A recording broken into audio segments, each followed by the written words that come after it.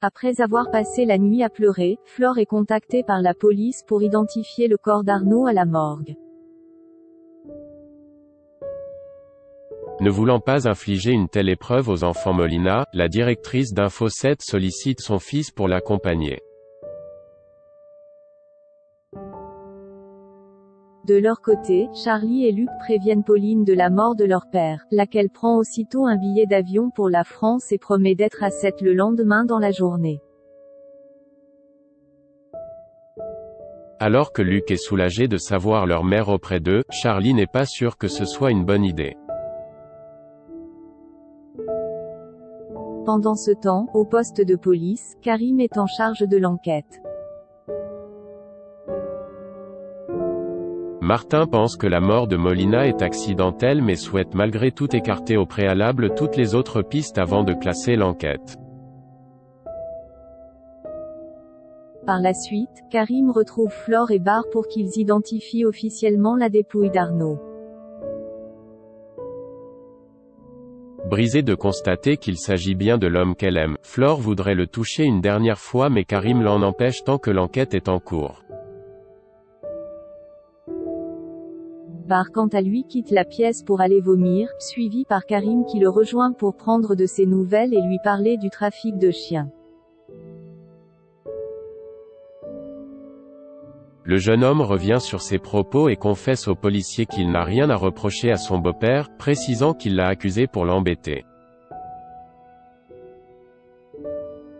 De retour chez elle, Flore indique à Luc et Charlie qu'ils peuvent se rendre à la morgue pour voir leur père s'ils le désirent ou à la chambre funéraire le jour de l'enterrement.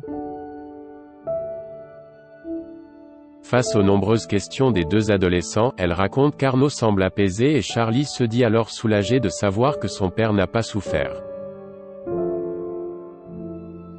Tandis que Flore leur fait savoir qu'elle est là pour eux, Luc annonce que Pauline arrive et demande si elle peut passer son séjour chez eux. Consciente que les enfants aient besoin de leur mère dans ce moment difficile, la jeune femme accepte. Une fois seule, Flore s'écroule et confie à son fils ce qu'elle n'a pas pu dire ou faire du vivant d'Arnaud. Bar assure qu'elle va réussir à traverser cette épreuve et qu'il sera toujours à ses côtés. Plus tard, Bar rejoint Charlie et Luc et fait le serment d'être là s'ils ont besoin de quoi que ce soit. Luc le remercie mais Charlie s'emporte et le somme d'arrêter de faire semblant d'être concerné. En fin de journée, Maxime retrouve Bar au Spoon pour lui présenter ses condoléances. Pour Bar, la mort de son beau-père n'efface pas ce qu'il a fait mais son cousin lui rappelle quand même qu'Arnaud laisse Flore et 2 enfants derrière lui. Seulement, Bar n'en peut plus de devoir faire semblant et avoue ne pas être triste de la disparition d'Arnaud. Il ajoute que mort ou vivant, Molina reste une ordure pour laquelle il ressent simplement haine et colère. Après qu'il a déclaré avoir également très peur, le fils Valorta part sur cette phrase énigmatique. Dans la soirée, Luc explique à Bar vouloir parler à police de la photo qu'il a en sa possession puisqu'elle pourrait avoir un lien avec ce qui est arrivé à son père. Même si Bar le lui déconseille, l'adolescent se sent mal de garder un tel secret et l'informe qu'il ira au commissariat le lendemain pour dire tout ce qu'il sait.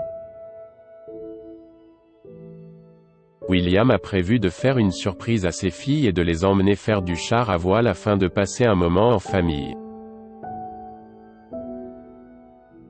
Aurore, qui n'est pas invitée, aimerait commencer à recoller les morceaux avec son mari. Malheureusement, la priorité de William est de se recentrer sur les choses qui sont importantes pour lui, à savoir ses enfants. En parallèle, Samuel rapporte à Leila qu'il a adoré passer son après-midi avec Sophia. Bien qu'elle se montre heureuse pour lui, l'infirmière essaie de lui faire comprendre qu'il ne peut pas la mettre en porte-à-faux avec ses parents. La situation étant déjà bien assez compliquée, le médecin l'implore de le laisser en profiter un peu.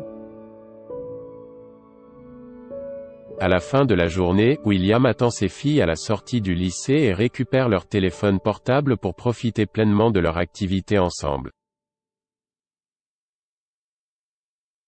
À la plage, tandis qu'il croise le docteur Chardot, les douaniers l'ignorent sauf Sophia qui le salue timidement.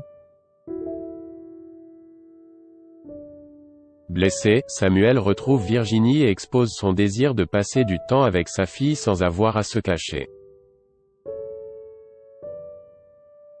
La loi n'étant pas en sa faveur, l'avocate lui conseille de réclamer un droit de visite auprès d'un juge aux affaires familiales mais le prévient que pour que cela aboutisse, il doit obtenir l'accord du couple douanier. Dans la mesure où les parents de la jeune femme n'accepteront jamais une telle chose, Virginie ne peut lui proposer d'autre solution que de patienter jusqu'à la majorité de Sophia. Mais pour Samuel, 2 ans est trop long et il refuse. Après avoir payé Sylvain pour lancer les travaux de rénovation de l'atelier, Alex et Robin reçoivent la visite d'Yvan. Compte tenu des dégâts de l'incendie, Yvan estime que même en relançant la production, ils ne tiendront pas 3 mois avant de déposer le bilan. Et de préciser qu'il va adorer assister à leur échec sans se priver de leur donner des coups bas si l'occasion se présente. Dans l'après-midi, Alex, Robin et Bilal déblayent l'atelier du mât. Alors qu'ils sont épuisés par travail qui reste à faire, Chloé, Jeanne, Nor et Judith viennent leur prêter main forte. En début de soirée, Alex sort une bouteille de champagne pour remercier son frère d'avoir été à ses côtés depuis le début de l'incendie. Touché, Robin rétorque que sa place est désormais auprès de sa famille. Trinquant à leur avenir commun mais surtout à la fin de leur galère, ils sont rejoints par Jeanne.